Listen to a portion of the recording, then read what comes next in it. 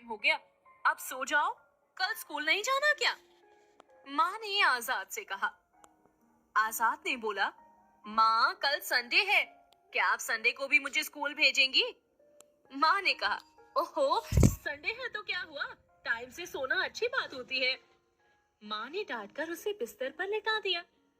आजाद ने फिर कहा, मैं दादाजी के पास जा रहा हूँ, उनसे आज फिर एक नई कहानी सुन लूंगा। आजाद दादाजी के पास आया और देखा दादाजी कुछ पुरानी तस्वीरें बड़े ध्यान से देख रहे थे। आजाद उनके पास बैठकर बोला, दादाजी ये कौन है? ये किसकी तस्वीर आप देख रहे हैं? दादाजी ने तस्वीर पर हाथ फेरते हुए आजाद को गोद में बिठा लिया और बोले, ये मंगल पांडे है। आजाद ने फोटो देखते हुए कहा, कौन मंगल पांडे? ये कौन थे? दादाजी एक गहरी सांस लेते हुए बोले, मंगल पांडे आजादी की पहली आंधी जिसने अंग्रेजी हुकूमत की जड़ें उखाड़ कर रख दी थी। आजाद दादाजी से जिद करने लगा, दादाजी ठीक से इनकी पूरी कहानी बताइए ना। तो दादाजी आजाद को मंगल पांडे के बारे में बताने लगे। मंगल पांडे का जन्म 19 जुलाई 1827 को उत्तर प्रदेश के बलिया जिले में नगवा गांव के एक ब्राह्मण परिवार में हुआ था। इनके पिता का नाम दिवाकर पांडे तथा माता का नाम श्रीमती अभय रानी था। बचपन से ही मंगल बहुत साहसी, निर्भीक और परोपकारी थे। इनकी एक बहन भी थी जिसकी बीमारी के कारण बचपन में ही मौत हो गई थी। मंगल बचपन से ही देश प्रेमी थे। वो बचपन से मित्रों के साथ एक खेल खेलते जिसमें वो एक फौज के अधिकारी बनते और अंग्रेज बने हुए मित्रों पे हुकूमत चलाते। बाल व्यवस्था के बाद युवावस्था में वो रोजी रोटी के लिए एक अंग्रेजों की फौज में नौकरी करने लगे। उनकी रुचि भी बचपन से सेना में थी। वो 22 साल की उम्र में 1849 में ईस्ट इंडिया कंपनी की सेना में शामिल हुए। वह कोलकाता के बैरकपुर की सैनिक छावनी के 34वीं बंगाल नेटिव इन्फेंट्री की पैदल सेना में एक सिपाही बन गए। सब सोचते थे कि मंगल सिर्फ रोजी रोटी के लिए ही अंग्रेजी सेना में शामिल हुए, लेकिन सच तो कुछ और ही था। दरअसल ईस्ट इंडिया कंपनी की रियासत स्वराज हड़प और ईसाई मिशनरियों द्वारा धर्मांतरण से लोगों के मन में अंग्रेजी हुकूमत के प्रति पहले ही नफरत पैदा कर दी थी और इसी नफरत को सीने में सुलगाए मंगल पांडे अंग्रेजी सेना में शामिल हुए ताकि वो अंग्रेजों के भेद जान सके और अपने अधिकार उनसे छीन सके। कई बार उन्हें अंग्रेजी अफसरों के ऐसे हुक्म मानने पड़ते जो उनके धर्म, स्वभाव और गरिमा के विरुद्ध होते।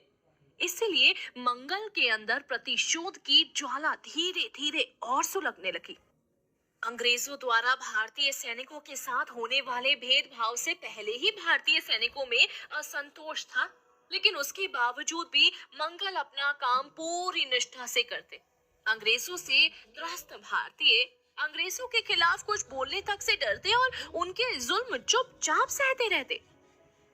लेकिन इस दबे हुए ज्वालामुखी को चिंगारी देने का काम तब हुआ जब गांव में धीरे धीरे लोगों को यह पता चला कि अंग्रेजी सेना में शामिल सैनिक जिन कारतूसों का इस्तेमाल कर रहे हैं उनको बनाने में गाय और सुअर की चर्बी मिलाई जाती है।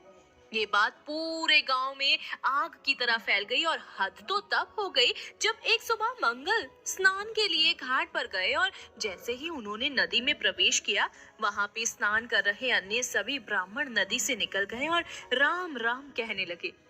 मंगल को ये बात बहुत विचित्र लगी। उनके कई बार पूछने पर भी किसी ब्राह्मण ने उनको कुछ नहीं बताया, यहाँ तक कि किसी ने उनसे बात तक नहीं की।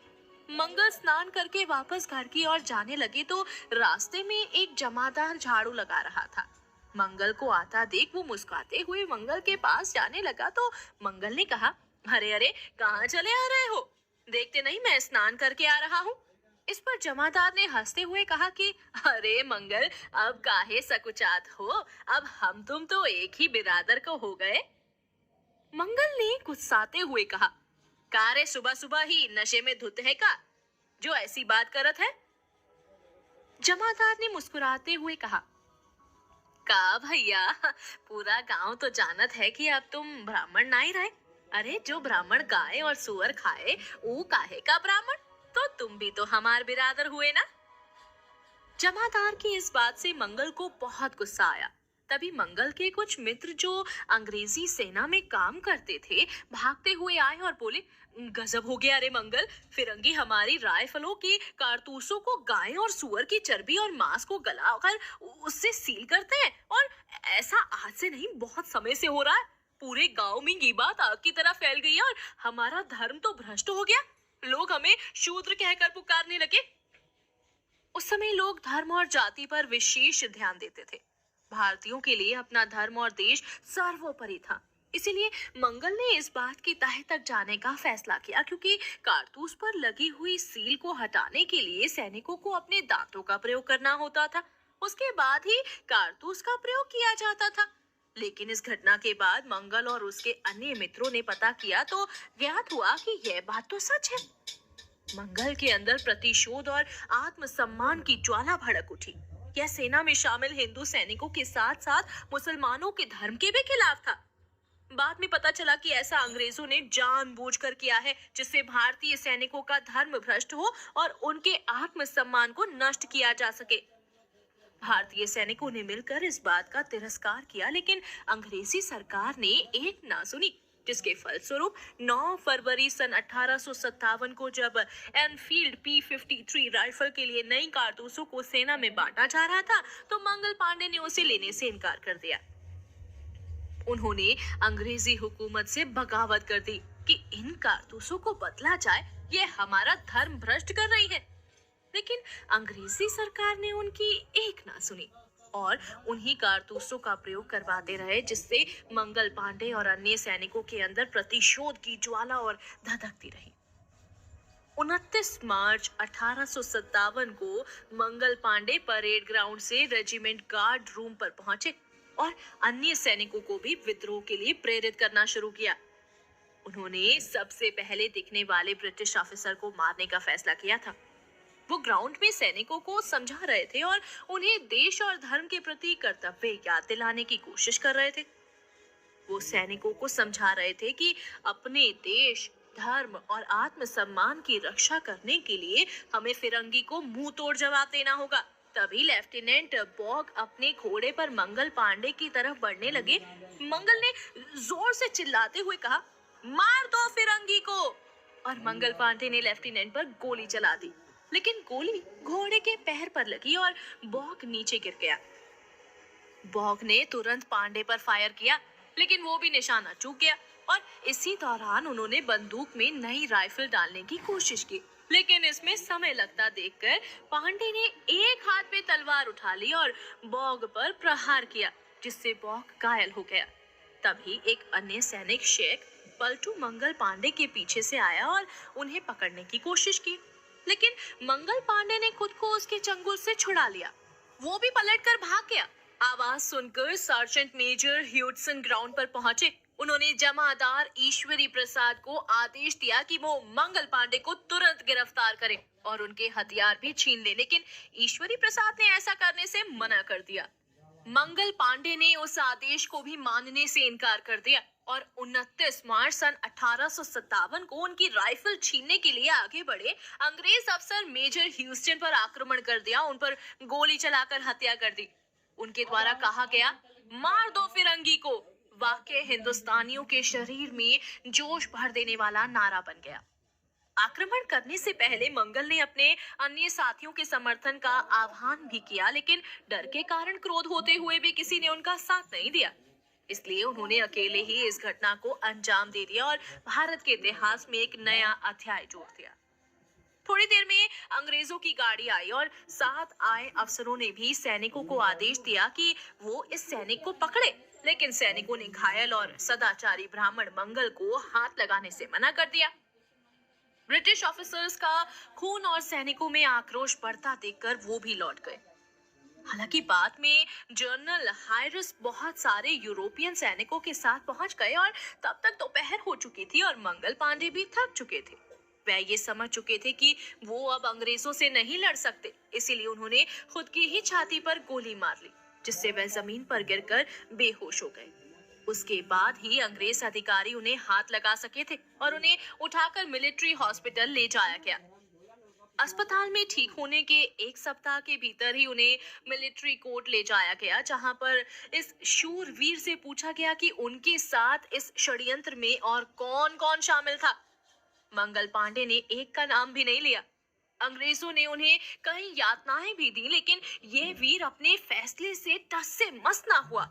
अंत में परेशान होकर अंग्रेजों ने उन्हें मृत्यु दंड की सजा सुना दी। ये बात जब सेना में फैली तो अब तक का दबा छुपा आक्रोश बाहर आने लगा। सैनिकों में मंगल के लिए इज्जत और बढ़ गई। वो समझ गए कि अपने धर्म की रक्षा के लिए मंगल पांडे ने अपनी जान दांव पर लगा दी है। जिसे वो सिर्फ सोच रहे थे, वो मंगल पांडे ने कर दिया था। 6 अप्रैल सन 1857 को मंगल पांडे को फांसी की सजा सुना दी गई। फैसले के अनुसार 18 अप्रैल 1857 को फांसी दी जानी थी, पर ब्रिटिश सरकार ने यहाँ पर भी अपनी गंदी राजनीति की और निर्धारित तिथि से 10 दिन पहले ही यानी 8 अप्रैल 1857 को ही मंगल पांडे को फांसी के तख्त पर ले जाया गया, क्योंकि उन्हें इस बात का अंदेशा पहले ही हो गया था कि अगर मंगल को तय तिथि के अनुसार फांसी दी गई तो जनता के क्रोध का सामना करना बहुत मुश्किल हो जाएगा। इसीलिए अंग्रेजों ने मंगल को तय तिथि से 10 दिन पहले ही फांसी देने के लिए ले गए और जल्लाद को हुक्म दिया गया कि मंगल को फांसी पर लटकाया जाए। लेकिन जल्लाद ने अपने हाथ पीछे कर लिए। वो इस महान क्रांतिकारी को फांसी पर नहीं लटकाना चाहता था, जो इस देश की आजादी के लिए खुशी खुशी अपने प्राण न्यौछावर करने जा रहा था। जल्लाद को दुखी देख मंगल मुस्कुराते हुए फांसी के फंदे के पास आए और बोले, आज भारत की इस पवित्र भूमि से एक मंगल चला जाएगा तो क्या हुआ? मेरे बाद हजारों मंगल जन्म लेंगे और तब तक शहीद होते रहेंगे जब तक हमें अपना सम्मान और स्वतंत्रता नहीं मिल जाती। ये कहकर वो स्वयं ही फंदे को पहनकर शहीद हो गए। यहीं से शुरू हुई एक क्रांति जो अंग्रेजों के जुल्म और अत्याचार के खिलाफ थी, जिसने भारतीयों के दिलों में सोए हुए आत्मसम्मान को जगा दिया। पूरे गांव में हाहाकार मच गई। भारतीय सैनिक जो कभी अंग्रेजों के आगे नतमस्तक थे, वो आज मार दो फिरंगी को, इन सब के नारे लगाकर जेल के चारों ओर इकट्ठा हो गए। सब इस बात से आहत थे कि मंगल को 10 दिन पहले ही फांसी दे दी गई। इस तरह से आक्रोश इतना बढ़ गया था कि मंगल पांडे के पार्थिव शरीर को बैरकपुर से बाहर निकालना भी मुश्किल हो गया था। आखिर में कलकत्ता से अंग्रेजी सैनिकों को बुलाया गया और मंगल पांडे के शव को बाहर निकाला गया। उनके अंतिम दर्शन और उनके बलिदान के लिए चारों ओर जगह जगह अंग्रेजों के खिलाफ संघर्ष भड़क रहे थे। बड़े बूढ़े जवान बच्चे महिलाएं, हर कोई इस क्रांतिवीर के आखिरी दर्शन के लिए घर से निकल पड़ा। हालांकि अंग्रेज इस आंधी को दबाने में सफल हो गए, लेकिन मंगल द्वारा बोया 1857 की क्रांति का यह बीज लगातार पनपता रहा और इसकी जड़ें पूरे भारत में फैलने लगी। इस विद्रोह को भारत का पहला स्वतंत्रता संग्राम भी कहा जाता है, जिसमें सैनिकों समेत राजा, किसान, मजदूर सब शामिल हुए, जिसने अंग्रेजी हुकूमत को हिलाकर रख दिया। मंगल पांडे द्वारा विद्रोह के ठीक एक महीने बाद ही 10 मई सन 1857 को मेरठ की सैनिक छावनी से भी बगावत हो गई और यह विद्रोह देखते देखते पूरे उत्तरी भारत में फैल गया और मंगल पांडे के सीने से उठी क्रांति की चिंगारी जल्द ही ज्वालामुखी में बदल गई और इसी विद्रोह की आग ने 90 साल बाद भारत को अंग्रेजों से आजादी दिलाई। मंगल पांडे द्वारा किया गया विद्रोह भारत का पहला स्वतंत्रता संग्राम की क्रांति के नाम से जाना गया। मंगल पांडे के बलिदान के बाद ही ब्रिटिश सरकार ने ये मान्य किया कि सैनिक कारतूस पर ग्रीस के तौर पर घी का उपयोग कर सकते हैं। इसके लिए लॉर्ड कैनिंग ने प्रस्ताव पारित करवाया। जिस जगह मंगल पांडे ने ब्रिटिश अफसरों पर आक्रमण किया था, वहां पर अब पार्क बनाया गया है, जिसे शहीद मंगल पांडे महाउद्यान के नाम से जाना जाता है। 5 अक्टूबर 1984 में भारतीय सरकार ने इन्हें पहला स्वतंत्रता सेनानी मानते हुए उन पर पोस्टेज स्टैंप जारी किया था। इसे CR प्रकाशी ने डिजाइन किया है, जिसमें मंगल पांडे की फोटो लगी है। मंगल पांडे ने अंग्रेजों पर इतना प्रभाव डाला कि उन्होंने एक नए अंग्रेजी शब्द पांडे को अपनी भाषा में जगह दे दी, जिसका मतलब उन्होंने ट्रेटर यानी देशद्रोही, विश्वासघाती रखा। हालांकि ये बाद में बोलचाल की भाषा में प्रयुक्त नहीं हुआ, इसीलिए अब इसका इस्तेमाल ना के बराबर किया जाता है। मंगल पांडे के जीवन के पर फिल्म और नाटक भी प्रदर्शित हुए हैं और उन पर कई पुस्तकें भी लिखी जा चुकी हैं। सन 2005 में प्रसिद्ध अभिनेता आमिर खान द्वारा अभिनीत मंगल पांडे द राइजिंग प्रदर्शित हुई थी। इस फिल्म का निर्देशन केतन मेहता ने किया था। सन 2005 में ही द रोटी रिबेलियन नामक नाटक का भी मंचन किया गया। इस नाटक का लेखन और निर्देशन सुप्रिया करुणाकरण ने किया था। जेडी स्मिथ के प्रथम उपन्यास व्हाइट टीथ में भी मंगल पांडे का जिक्र है। इतना कहकर दादाजी चुप हो गए। अरे वाह दादाजी, मंगल पांडे तो देश के पहले हीरो थे। दादाजी, मैं भी उनकी तरह ही बनूंगा, आजाद बोला।